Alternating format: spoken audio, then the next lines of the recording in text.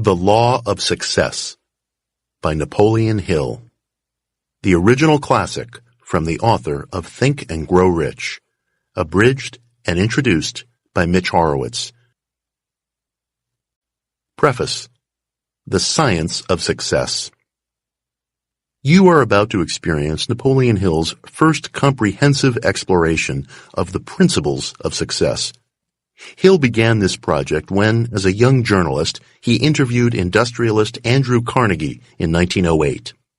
Carnegie urged the writer to make an intensive study of leaders across diverse fields to determine whether high achievers share a set of common traits. Hill dedicated himself to this exploration for the next 20 years, and in 1928, he published his findings in a series of 16 pamphlets called The Law of Success. This work became the basis for everything that followed in Hill's career, including his landmark Think and Grow Rich in 1937. That later volume is primarily a digest and refinement of insights Hill first set down in The Law of Success. But some of Hill's most valuable ideas didn't make it into Think and Grow Rich. Hill's chapter here on the Golden Rule is one of his clearest and most poignant statements on how your thoughts directly shape your experience. Likewise, his chapters on self-control, accurate thought, and concentration highlight some of his sharpest insights. The Law of Success remains Hill's most ambitious and wide-ranging exploration of the principles upon which greatness is built. This condensed edition retains all of the core points and strategies of Hill's original work. While technology has obviously undergone radical changes since Hill published this book, his insights into human nature and the ingredients of achievement remain strikingly relevant.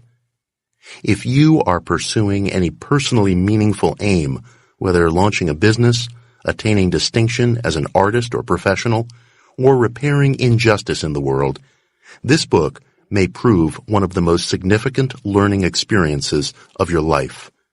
Return to it several times, memorize its lessons, and above all, use it. Mitch Horowitz.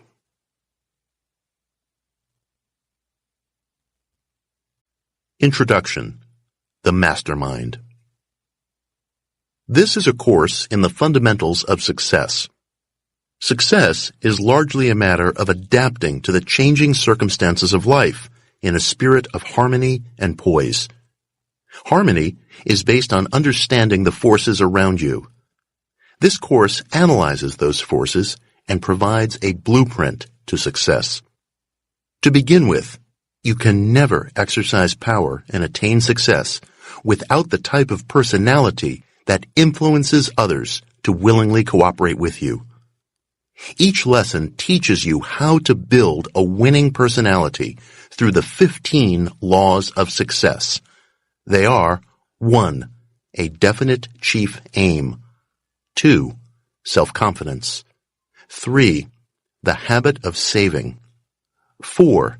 Initiative and leadership. 5. Imagination. 6. Enthusiasm. 7. Self-control. 8. The habit of doing more than paid for. 9. Pleasing personality. 10. Accurate thought. 11. Concentration. 12. Cooperation. 13. Profiting by failure. 14. Tolerance. 15. The Golden Rule. The surest way to advance quickly through these principles and into the fullness of your success is with the aid of a mastermind group. A mastermind group consists of several people who coordinate their minds in pursuit of a goal. The group may consist of any number from 2 or higher. Select the members of your mastermind group carefully. The key ingredient is harmony and cooperation. You may focus on one group goal, or each member may have his own personal aims. Arrange a time to meet regularly to discuss your plans and ideas and to exchange advice and guidance. When you're not together, Hold each member's wishes and needs in your mind. This friendly alliance, if carried out with purpose and harmony, will, in time, yield extraordinary results. For example, everyone in the group gains the ability to gather insight through the subconscious minds of all the other members. This produces a more vivid, imaginative, and mental state in which new ideas flash into your awareness. Every high achiever I know has employed the power of the mastermind. Do not neglect it.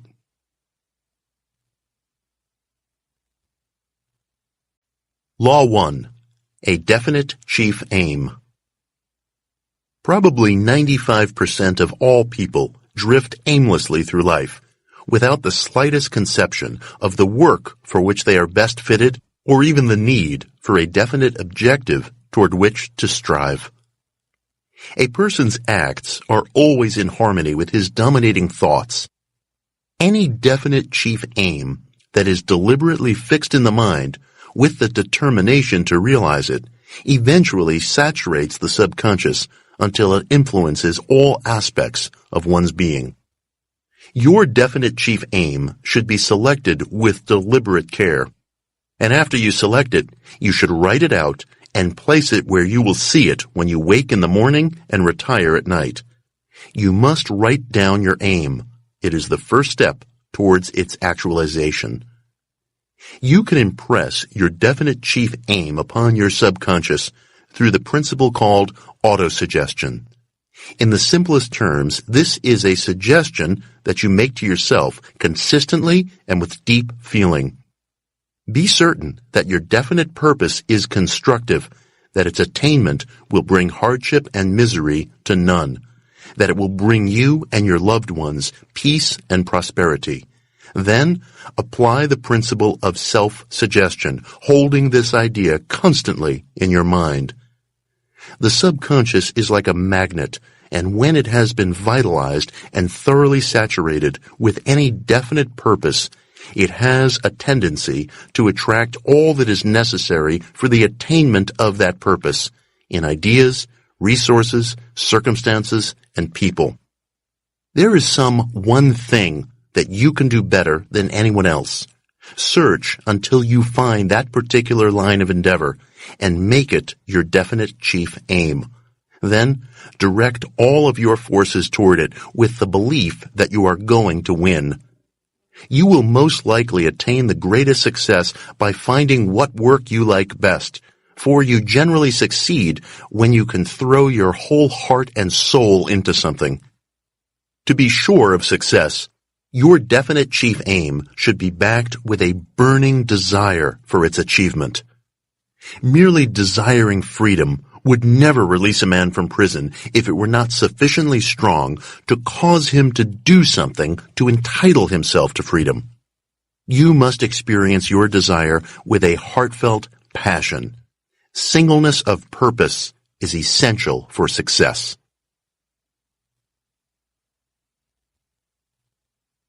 Law 2. Self-confidence. You are now at one of the most unusual chapters in this book, because it consists largely of a personal pledge. I want you to consider this pledge very carefully, and then write it down and sign your name to it. Repeat this pledge at least once a day until it has become a part of your mental makeup. Keep a copy of it before you as a daily reminder. By doing so, you will again be making use of autosuggestion or self-suggestion to develop the crucial trait of self-confidence. Never mind what anyone may say about your method. Outside your mastermind group, you don't have to talk to anyone about it. In fact, it's probably best not to. Just remember that it is your business to succeed, and this creed, if mastered and applied, will take you a long way. I believe in myself. I believe in my coworkers. I believe in my employer. I believe in my friends. I believe in my family. I believe that God will lend me everything I need to succeed if I do my best to earn it through faithful and honest service. I believe in prayer and will never close my eyes in sleep without praying for divine guidance to be patient with others and tolerant of those who do not believe as I do. I believe that success is the result of intellectual effort and does not depend upon blind luck or sharp practices or double-crossing. I believe that I will get from life what I put into it. Therefore, I will conduct myself toward others as I would want them to act toward me. I will not spread or listen to slander and gossip. I will not slight my work, no matter what I may see others doing. I will render the best service possible because I have pledged myself to succeed in life, and I know that true success is the result of conscientious and efficient effort. Finally, I will forgive those who offend me because I realize that I shall sometimes offend others, and I will need their forgiveness. Remember, write this statement out, sign it, recite it daily, and keep it where you can see it.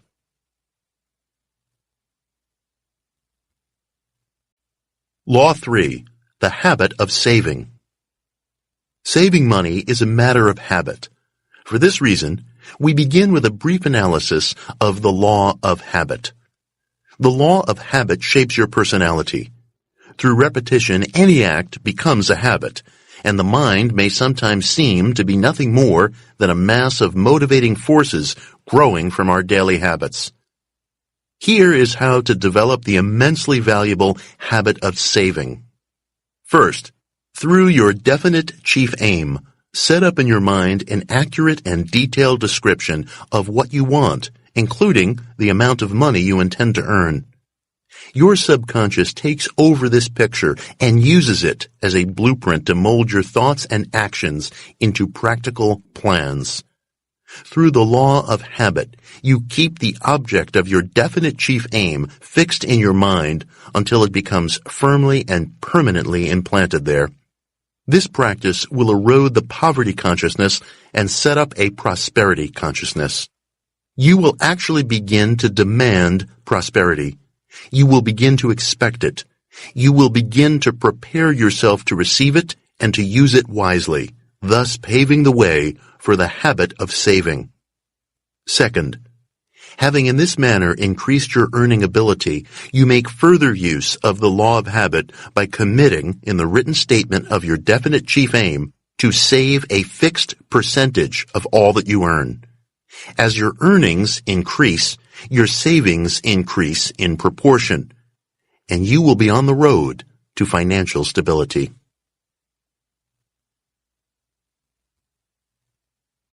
Law 4. Initiative and leadership. Leadership is essential for attaining success, and initiative is the foundation upon which leadership sits. Initiative is that exceedingly rare quality that impels a person to do what ought to be done without being told to. Leadership is found only among those who have acquired the habit of initiative.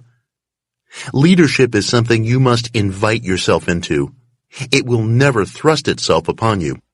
If you carefully analyze all the leaders with which you are familiar, you will see that they not only exercised initiative, but also went about their work with a definite purpose. You will further see that they possessed self-confidence. Anyone who lacks these traits is not really a leader. Here is the exact procedure to become a person of initiative and leadership. First, you must eliminate all procrastination. This habit gnaws at the soul. Nothing is possible until you throw it off.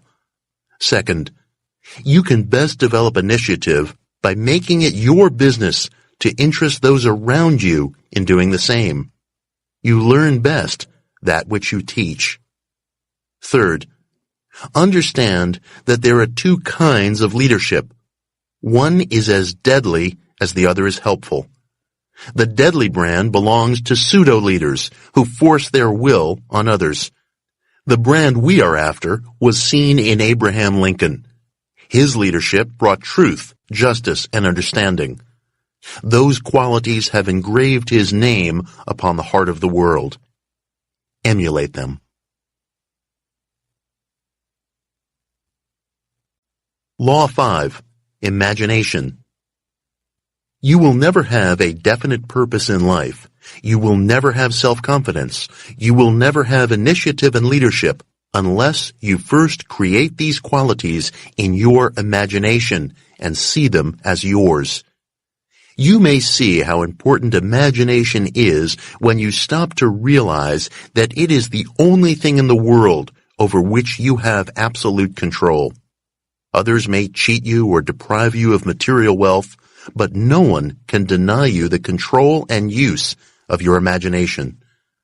Your imagination is the mirror of your soul, and you have every right to stand before that mirror and see yourself as you wish to be. You have the right to see in that mirror the mansion you intend to own, the business you plan to manage, the station in life you intend to occupy. Your imagination belongs to you. Use it. The more you use it, the more efficiently it will serve you. Your battle for achievement is already half won when you know definitely what you want. The selection of your definite chief aim calls for both imagination and decision. The power of decision also grows with use. Prompt decision in compelling the imagination to create a definite chief aim gives you a more powerful capacity to reach decisions in other matters.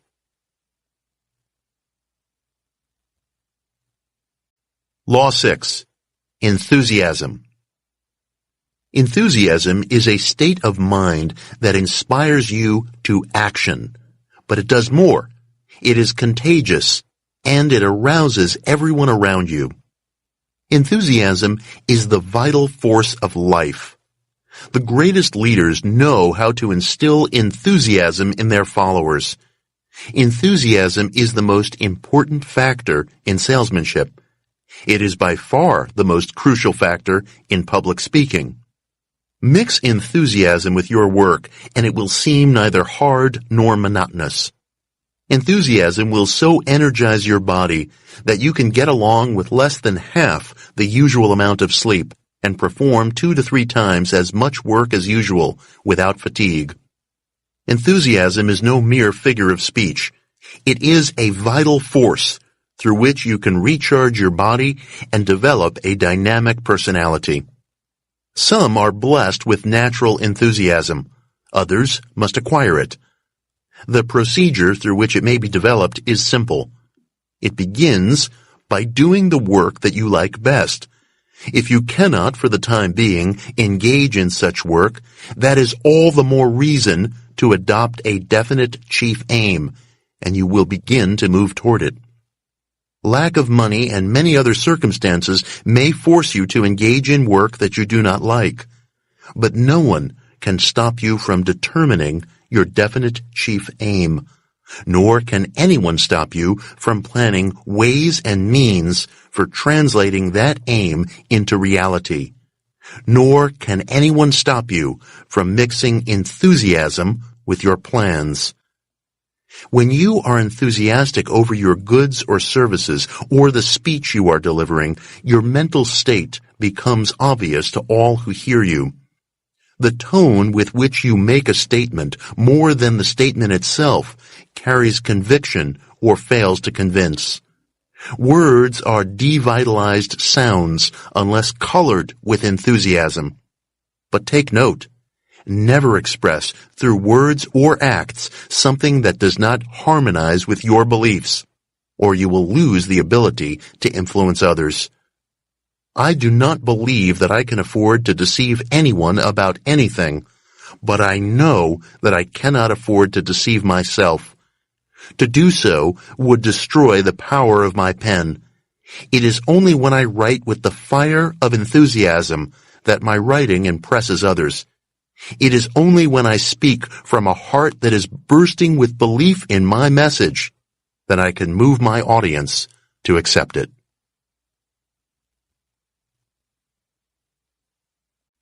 Law 7. Self-control.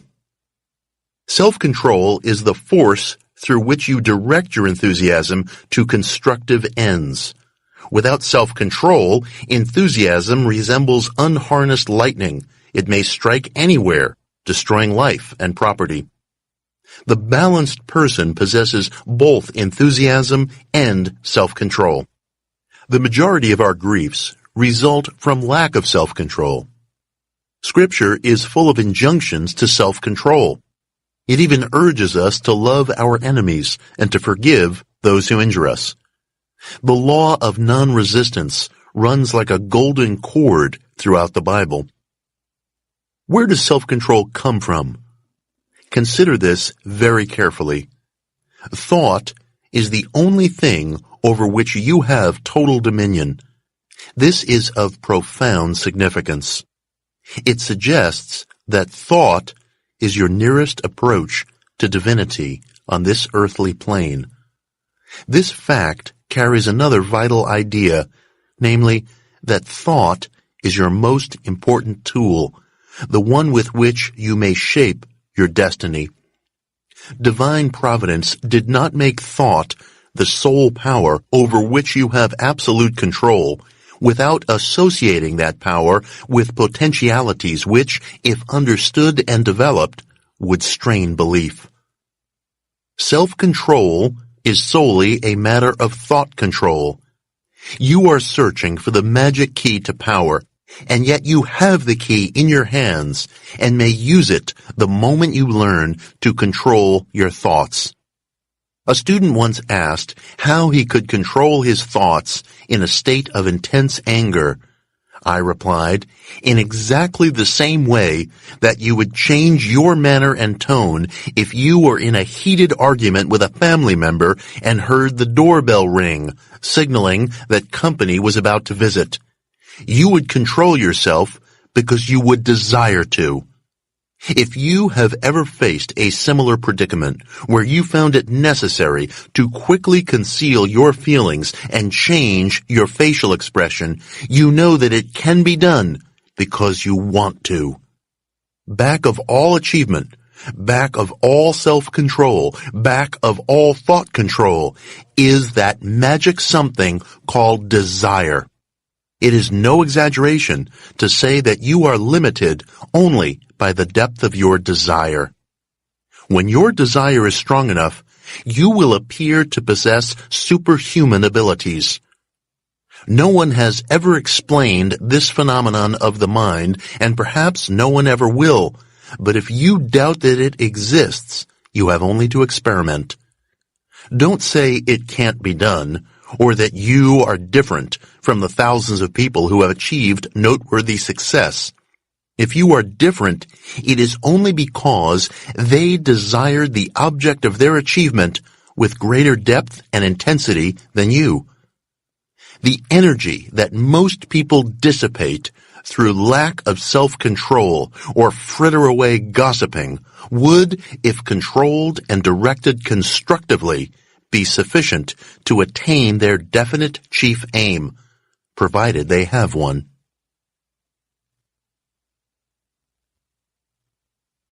Law 8.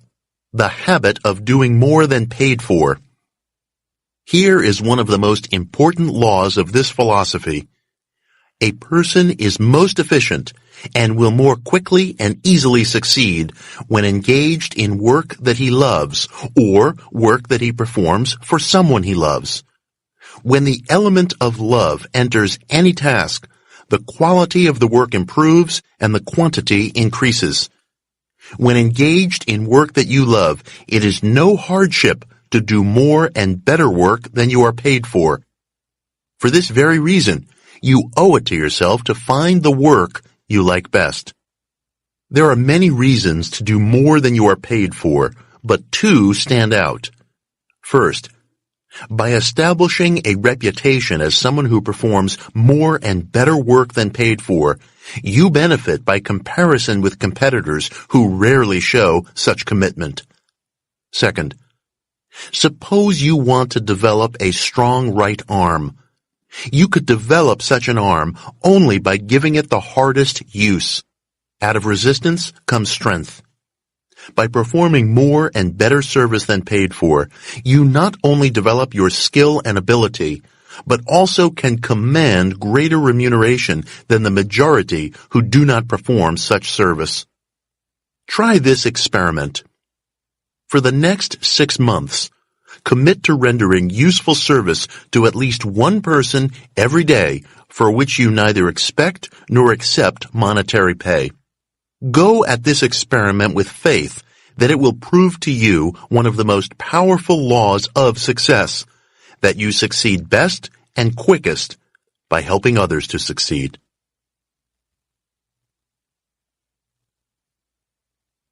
Law 9. Pleasing personality. Your personality is the sum total of your characteristics and appearance. The clothes you wear, the lines in your face, the vitality of your body, your handshake, your tone of voice, the thoughts you think, the character you have developed by those thoughts, all are parts of your personality. Whether your personality is attractive is another matter. By far, the most important part of your personality is your character, and is therefore the part that is not visible. The style of your clothes and their appropriateness also constitute an important part of your personality, for it is true that people derive first impressions from your outward appearance. There is one way to express your personality that will always attract: taking a heartfelt interest in others. Study people closely enough to find something about them or their work that you truly admire. Talk to them about it. Show genuine interest in it. Only in this way can you develop a personality that will be irresistibly attractive. Cheap flattery has the opposite effect. It repels instead of attracting. It is so shallow that even the ignorant easily detect it. As noted, character is the most important factor in personality. How can you build character? Follow these steps. First, identify people whose characters have the qualities you wish to emulate, and develop these qualities through autosuggestion. Second, let the dominating thought of your mind be a picture of the person that you are deliberately building. Third, find at least one person each day, and more if possible, in whom you see some good quality, and praise it. But remember, this praise must be genuine and not insincere flattery. I cannot overemphasize the benefits of praising openly and enthusiastically the good qualities in others. For this habit will soon reward you with a feeling of self-respect and manifestation of gratitude from others, which will modify your entire personality.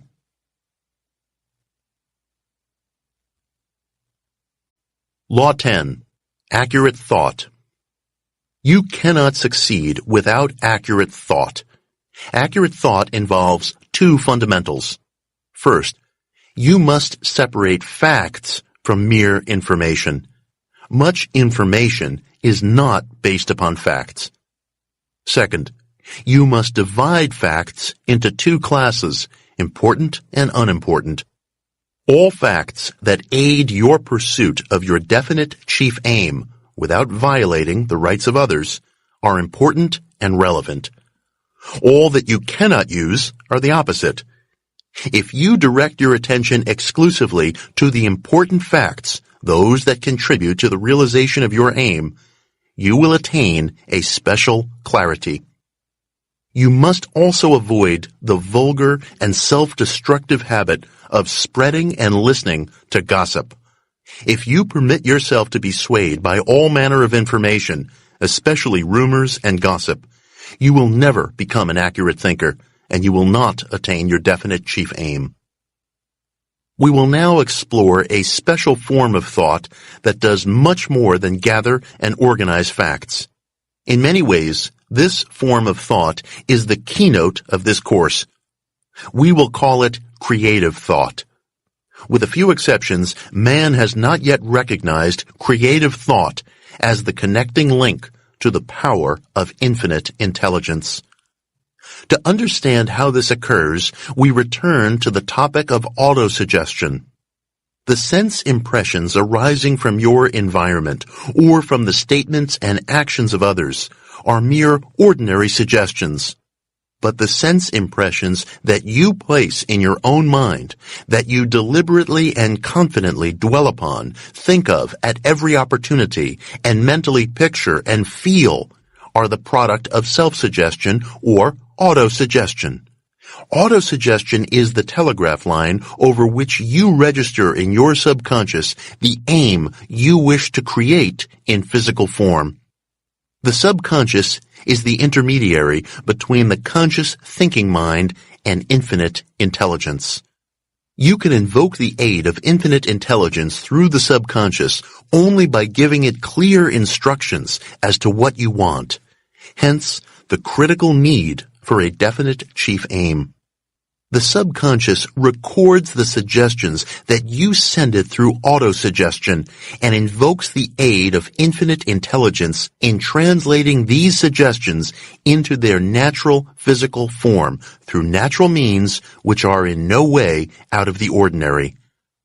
First, you must select the picture to be recorded, your definite chief aim.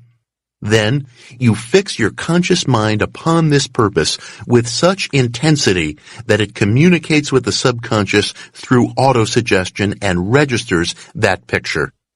You then watch for and expect manifestations of the physical realization of that picture. Bear in mind that you do not sit down and wait nor go to sleep with the expectation that infinite intelligence has granted your desire. No.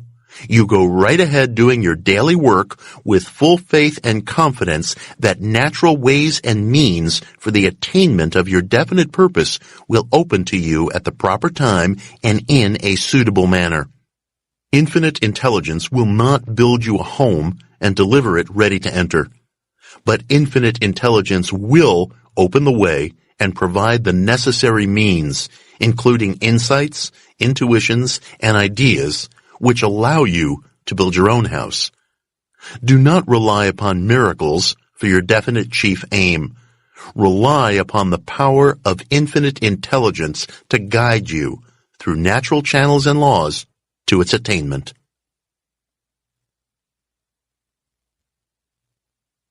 Law 11. Concentration. To move safely and accurately toward a target, you must concentrate on it. Two important laws enter into the act of concentrating on a given desire. One is the law of autosuggestion, which we have already reviewed.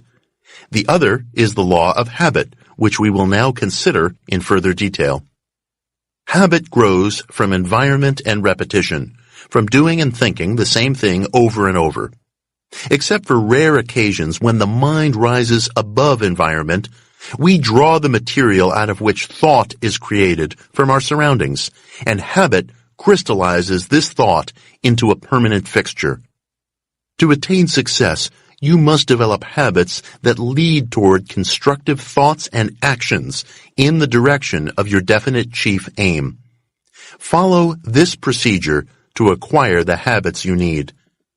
First, at the beginning of the formation of a new habit, put force and enthusiasm into your expression.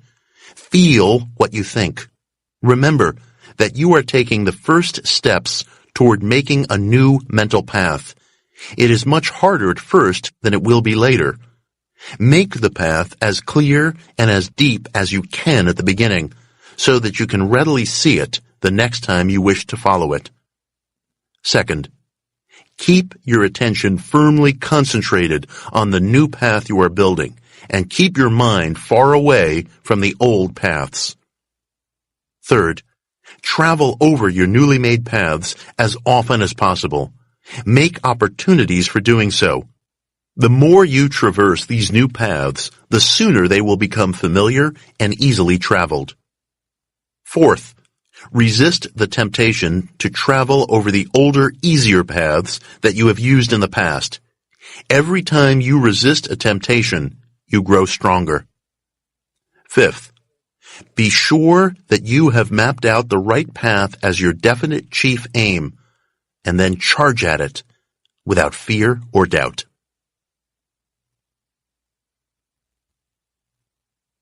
Law 12. Cooperation.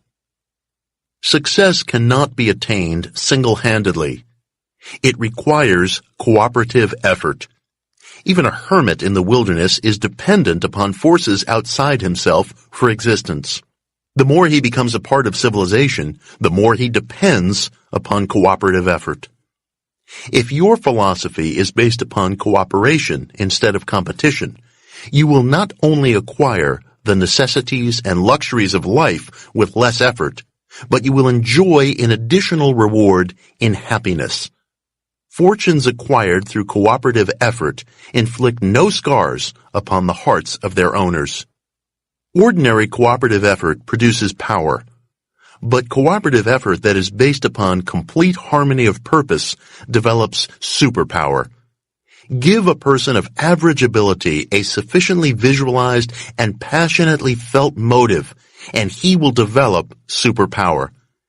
Men work harder for an ideal than they will for money. Remember this when searching for a motive to develop group cooperation. Men generally respond to three major motivating forces. 1. The motive of self-preservation. 2. The motive of sexual contact. 3. The motive of financial and social power.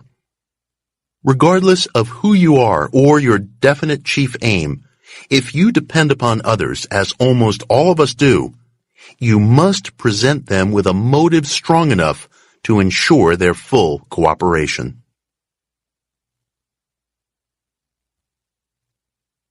Law 13. Profiting by failure.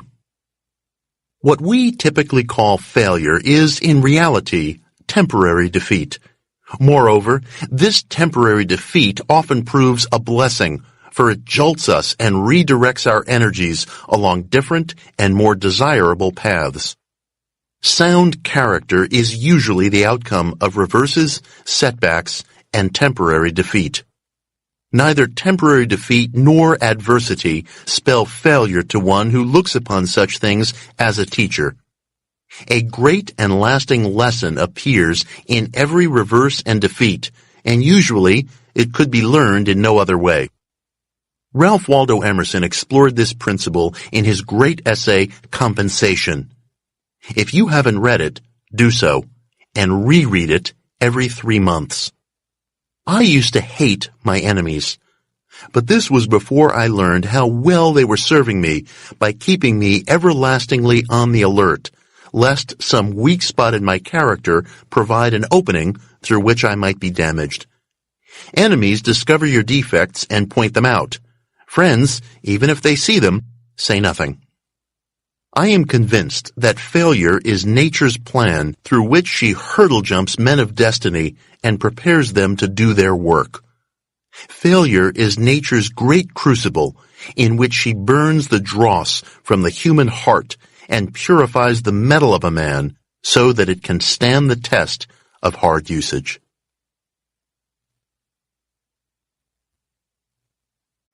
Law 14. Tolerance. Always remember these two facts about intolerance. First, intolerance makes enemies. It disintegrates the organized forces of society. It dethrones reason and substitutes mob psychology in its place. Intolerance is a form of ignorance that must be mastered before enduring success may be attained. Second, intolerance is the chief disintegrating force in the organized religions of the world, where it plays havoc with the greatest power for good on earth by breaking it up into small sects, which spend as much time opposing each other as in combating evil. Anything that impedes the progress of civilization also stands as a barrier to each individual. I once encountered intolerance in myself, and I vowed to unlearn much that I had previously considered the truth. I discovered that I had acquired my views of religion, politics, economics, and many other important subjects simply by picking up what my family believed. Most of my views were unsupported by even a reasonable hypothesis, much less facts. Imagine suddenly discovering that most of your philosophy had been built on bias and prejudice. I urge you to learn how and where you acquired your philosophy of life in order to trace your prejudices and biases to their original source, and to discover, as I did, the degree to which you are the result of training you received before the age of 15.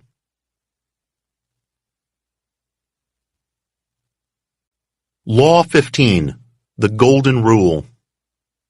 For more than 25 years, I have been observing how men behave in positions of power, and I have seen that the man who attains power in any way other than a slow step-by-step process is in constant danger of destroying himself and all whom he influences. For more than 4,000 years, humanity has preached the Golden Rule as the foundation of good conduct. But the world has accepted the letter while totally missing the spirit of this universal injunction. We acknowledge the Golden Rule merely as a sound principle, but we have failed to understand the inner law upon which it is based.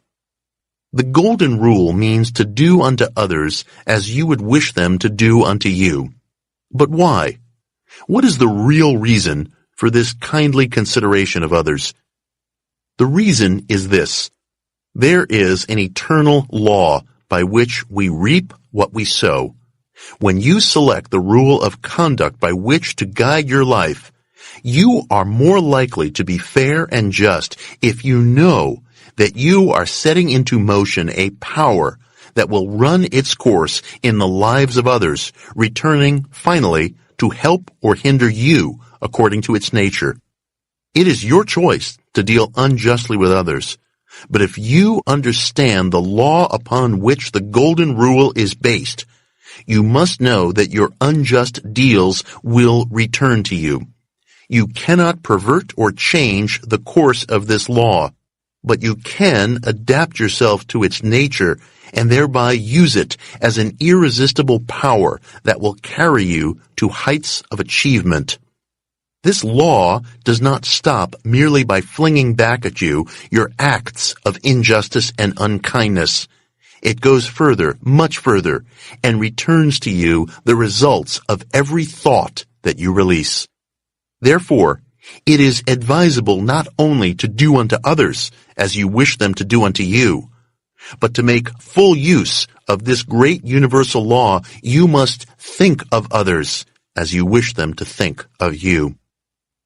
The law upon which the Golden Rule is based begins affecting you for good or evil the moment you release a thought. Understand this law, and you understand all that the Bible has to reveal. The Bible presents one unbroken chain of evidence that man is the maker of his own destiny. All your acts toward others, and even your thoughts of others, are registered in your subconscious through the principle of autosuggestion, thereby building your own character in exact duplicate.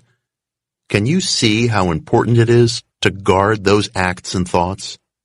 You cannot act toward another without having first created the nature of that act in your own thought, and you cannot release a thought without planting the sum and substance of it in your own subconscious, there to become a part of your own character. Grasp this simple principle, and you will understand why you cannot afford to hate or envy another person. You will also understand why you cannot afford to strike back at those who do you an injustice. Likewise, you will understand the injunction, return good for evil.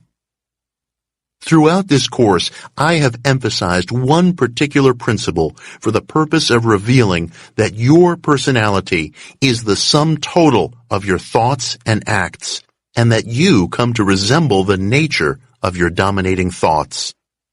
Man alone has the power to transform his thoughts into physical reality.